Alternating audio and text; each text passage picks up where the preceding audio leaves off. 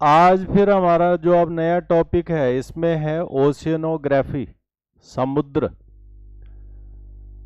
तो पूरी पृथ्वी पर बहुत बड़े भाग में जो है समुद्र स्थित है या फिर वाटर बॉडीज स्थित हैं।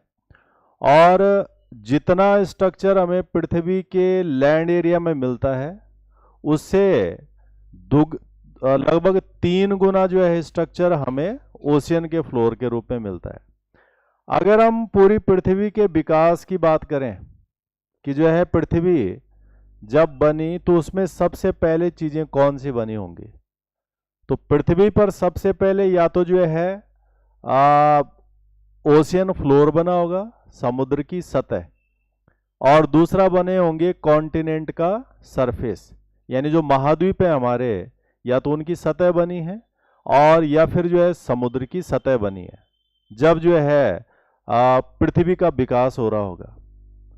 और उसके बाद जो इस पे स्ट्रक्चर हैं जैसे पहाड़ बने होंगे या प्लेट्यूज बने होंगे, किसके ऊपर, लैंड सरफेस के ऊपर। और इसी तरह के स्ट्रक्चर फिर किस में बन रखे हैं, समुद्र के सतह के ऊपर। फिर इसमें तीसरी चीजें जो बनी होंगी, इसमें जो रिवर्स हो गई हैं, लेक्स हो गई हैं, या फिर जो है बाकी चीजें जो स्ट्रक्चर उसके अंदर आई होंगी। और इसी तरह की चीजें फिर समुद्र की सतह के अंदर भी बनी है। तो जो हमारा ओशियन फ्लोर है ये काफी बड़ा है। तो ओशियन समुद्र जिसके कारण पृथ्वी जो है आकाश से देखने पर कैसी दिखाई देती है, ब्लू, नीली, और इसीलिए हम इसको जो है ब्लू प्लेनेट के नाम से भी जानते हैं। समुद्र का जो हम अध्ययन करते हैं वो ओशियनोग्राफी के अंदर करते हैं। और पृथ्वी पर अगर समुद्र न होता तो जीवन यहाँ पर संभव नहीं था, क्योंकि यहाँ पर जो लाइफ की पूरी साइकिल शुरू होती है वो समुद्र के साथ में जुड़ी हुई है। जैसे हम बात करते हैं कि पानी, समुद्र में पानी है, बट वही पानी जो है फिर एक साइकिल के थ्रू, जिसको हम हाइड्रोलिसिस साइकिल बोलते हैं, बारिश के रूप में, बर्फ के रूप में, स्नोफॉल के रूप में, ओले के रूप में वो हमारे पास आता है, यानी लैंड के ऊपर आता है। परंतु लैंड के ऊपर तभी आता है जब वो समुद्र में है।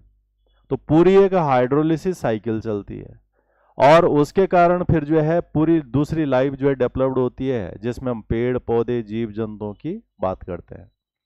तो पृथ्वी का एक बहुत बड़ा हिस्सा जो है पानी से कवर्ड है। अगर हम इसका टोटल एरिया देखेंगे कि पृथ्वी पर लगभग कितने क्षेत्रफल में समुद्र फैला है, तो अराउंड 51 करोड़ स्क्वायर किलोमीटर पे ओशियन फैला हुआ है। और इस तरह से जो है ये जो टोटल एरिया है पृथ्वी का, 51 स्क्वायर किलोमीटर, करोड़ किलोमीटर, इसमें से जो है 36 करोड़ स्क्वायर किलोमीटर पे तो पानी है और 15 करोड़ स्क्वायर किलोमीटर पे लैंड है। तो इस तरह से हम कहते हैं कि लगभग 71% जो है भूभाग पर जो है समुद्र फैला है और 29% भूभाग पर कॉन्टिनेंट्स यानी महाद्वीप स्थित हैं, जिसपे ये पूरी दुनिया है। तो ये टोटल मिला के पृथ्वी का जो एरिया बनता है 51 करोड़ स्क्वायर किलोमीटर। अब इतने बड़े भाग पे जो है पानी है, तो जब हम पृथ्वी को जो है एक ग्लोब में लेते हैं, काल्पनिक रचना करते हैं और फिर उसमें जो है डिवाइड करते हैं, उसमें लाइनों को डाल करके, जिन्हें हम कहते हैं लैटिट्यूड लाइंस, अक्षांश रेखाएं। तो पूरी पृथ्वी को 20 से डिमार्केट करने वाली लाइन होती है इक्वेटर, भूमध्य रेखा, जिसे हम 0 डिग्री पे लेते हैं। और फिर उससे ऊपर वाला नॉर्दर्न हेमिस्फीयर हो जाएगा और नीचे वाला सदर्न हेमिस्फीयर हो जाएगा। तो जो उत्तरी गोलार्ध है पृथ्वी का, नॉर्दर्न हेमिस्फीयर, वहां पर पानी कम है, क्योंकि वहां पर ज्यादा क्या फैल रखे हैं, कॉन्टिनेंट्स यानी महाद्वीप है। तो नॉर्दर्न हेमिस्फीयर पृथ्वी के उत्तरी गोलार्ध में नॉर्थ अमेरिका है, यूरोप है, एशिया है और कुछ हिस्सा उसमें अफ्रीका का भी है। तो यानी जो पूरी दुनिया के जो बड़े बड़े कॉन्टिनेंट्स वो कहां पर है, नॉर्दर्न हेमिस्फीयर में। इसलिए वहां पर पानी कम है, यानी वहां के टोटल एरिया जो टोटल पानी है उसका 60% पानी ही नॉर्दर्न हेमिस्फीयर में। यानी आप इसको इस तरह से ले सकते हैं, ये बीच में जो लाइन हो गई है जिसे हम क्या कहते हैं, इक्वेटर, और ये हो गया है नॉर्थ अमेरिका, ये हो गया यूरोप, ये पूरा हो गया है एशिया, और ये पीछे से। तो आप ये देख रहे हैं कि यहां पर जो पानी है ये कम है, और इसका कंपैरिजन अगर आप साउथ वाले में करेंगे तो ये ज्यादा है सदर्न हेमिस्फीयर में। तो उत्तरी गोलार्ध में टोटल पानी का 60% ही पानी है, मतलब उत्तरी गोलार्ध का जो टोटल एरिया है उसमें 60% पे पानी है और 40% पे क्या है, लैंड। और जब आप सदर्न हेमिस्फीयर में आएंगे, दक्षिणी गोलार्ध में, तो सदर्न हेमिस्फीयर पृथ्वी का जो है उसके टोटल में से जो है 80% पे क्या है, पानी है, और 20% पे क्या है, लैंड। तो सदर्न में जो है साउथ अमेरिका हो गया, अफ्रीका का हिस्सा हो गया, और जो है ये एंटार्क्टिका का हिस्सा हो गया, बाकी पूरा क्या भरा है, पानी। तो सदर्न हेमिस्फीयर यानी पृथ्वी का जो दक्षिणी भाग है वहां पर समुद्र का भाग ज्यादा है। ये इस तरह से जो है डिवीजन हो रखा है। और इस तरह से जो है इसमें जो बाकी जो बड़े एरिया, जैसे आप पृथ्वी का जो है फ्रंट वाला हिस्सा देखते हैं, तो फ्रंट वाले हिस्से में ये सारे कॉन्टिनेंट दिखाई दे रहे हैं हमें। बट अगर हम इसके बैक साइड पे जाएंगे तो वहां पूरा क्या है, पानी है, और उस पानी में जो है जो पृथ्वी पर सबसे बड़ा महासागर है जिसे हम कहते हैं पैसिफिक ओशियन। तो इस तरह से आप देखेंगे कि जो इसका बैक साइड है, जो पिछला भाग दिखता है पृथ्वी का, इसमें मैक्सिमम हिस्से पे क्या है, पैसिफिक ओशियन।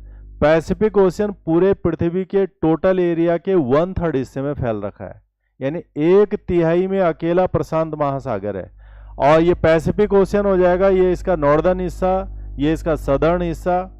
और अगर आप फ्रंट वाले हिस्से में आ जाएंगे तो ये कॉन्टिनेंट हमें दिखाई देंगे, जिसमें ऊपर जो है आपको जो है आर्कटिक ओशियन, और नीचे जो है एंटार्क्टिका भी जो है देखने को मिलेगा। तो कुल मिलाकर के पृथ्वी का हम जब अवलोकन करेंगे तो उसमें जो समुद्र है, पानी की परसेंटेज है, और नॉर्दर्न हेमिस्फीयर, सदर्न हेमिस्फीयर, वो इस तरह से आपको देखने को मिलेगी। क्लियर है? ये एक जर्नल डिस्क्रिप्शन हो जाएगा ओशियन का पृथ्वी के ऊपर। अब जैसे हमने कहा कि पृथ्वी के ऊपर यानी जो हमारा लैंड सरफेस है, उस लैंड सरफेस में जो हमें कई तरह की आकृतियां दिखाई देती हैं। जिस आकृतियों में हम क्या देखते हैं, लैंड यानी कॉन्टिनेंट के रूप में। उसके अलावा उसमें जो है माउंटेन्स हैं, प्लेट्यूज हैं, वैलीज हैं, रिवर हैं, लेक्स हैं। ये तमाम जो स्ट्रक्चर है ये हमें कॉन्टिनेंट के ऊपर वाले हिस्से में देखने को मिलता है, और इसी प्रकार की आकृतियां हमें ओशियन के अंदर के फ्लोर में देखने को मिलती हैं। तो जितना ढांचा में ऊपर दिख रहा है उससे सीधा सीधा जो है 2 गुने से ज्यादा नीचे जो है ओशियन के फ्लोर के अंदर है। तो जब आप ओशियन फ्लोर की बात करेंगे तो जो है समुद्र का जो है जो ओशियन है, इसमें से आप क्या देखते हैं कि जो पानी की जो टोटल स्थिति है वो क्या है। तो महासागरीय जल का वितरण कैसे हो रखा है, जैसे हम कह रहे हैं कि 71% लैंड पे टोटल पानी है, उसका अगर हम डिस्ट्रीब्यूशन कर देंगे तो लगभग ओशियन में उस पानी का परसेंटेज है 97.3% जो टोटल पानी है। उसके अलावा इसमें से जो ग्राउंड वाटर है ये 0.68% है। इसके अलावा जो सी एंड लेक्स हैं इसका परसेंटेज है 0.009%। वायुमंडल में जो जलवाष्प के रूप में पानी है वह है 0.0019%। नदियों में जो है ये 0.001%, और बर्फ के जो रूप में है आइस कैप्स वो 2% के आसपास है, और बाकी जो फ्रेश लेक हैं इनमें जो पानी है 0.009%। ये टोटल है। तो आप देख रहे हैं कि 97.3 यानी एक बहुत बड़ा हिस्सा पानी का जो पृथ्वी पे पानी है वो कहाँ है, समुद्र के अंदर। हालांकि हम उस पानी का सीधा प्रयोग तो नहीं करते हैं, परंतु उसके बिना पानी अवेलेबल भी नहीं हो सकता है। चाहे हम जितना भी फ्रेश वाटर पी रहे हैं, जैसा भी है, वो सारा यहीं से जो है हमें। तो ये जो पानी का जो स्ट्रक्चर है समुद्र के अंदर, उसका स्वरूप एक कई तरह से जो है बना हुआ है। तो अगर हम जो है समुद्रों के अंदर प्रवेश करेंगे तो हमें कई तरह के स्ट्रक्चर इसमें दिखाई देंगे। तो ये ओशियन फ्लोर रिलीफ है, महासागरीय नितल उच्चावच। तो समुद्र के अंदर की स्थिति क्या है? जब हम जो है, ये हमारा लैंड एरिया हो गया, ये स्थल खंड है, इस स्थल खंड से हम नीचे समुद्र की तरफ जाएंगे, गहराई की तरफ जाएंगे, तो हमें ये अलग अलग जो स्ट्रक्चर मिलेंगे और हमने इसको अलग अलग नाम दे रखे हैं। जैसे ये ढलान की तरफ जाएंगे हम, तो इसको हम कहते हैं कॉन्टिनेंटल शेल्फ। ये मग्न तट है, यानी जहां से पानी भरना शुरू हो जाता है समुद्र का, तो ये ढलान वाला हिस्सा शुरू का होता है कॉन्टिनेंटल शेल्फ। इसको हम डिटेल में डिस्कस करेंगे कि पूरे ओशियन फ्लोर में इसका परसेंटेज कितना है, कौन से महासागर में कितना बैठता है। फिर इससे और नीचे की तरफ जाएंगे तो ये आ जाएगा हमारा कॉन्टिनेंटल स्लोप, ये ढाल आ जाएंगे सीधे पूरे पूरे, तो ये महासागरीय ढाल हो जाएंगे। इससे और नीचे जाएंगे तो हमें बड़े बड़े मैदान मिलेंगे समुद्र के अंदर। तो ये जो ये मैदान प्लेन्स होते हैं, इनको हम कहते हैं कॉन्टिनेंटल प्लेन्स।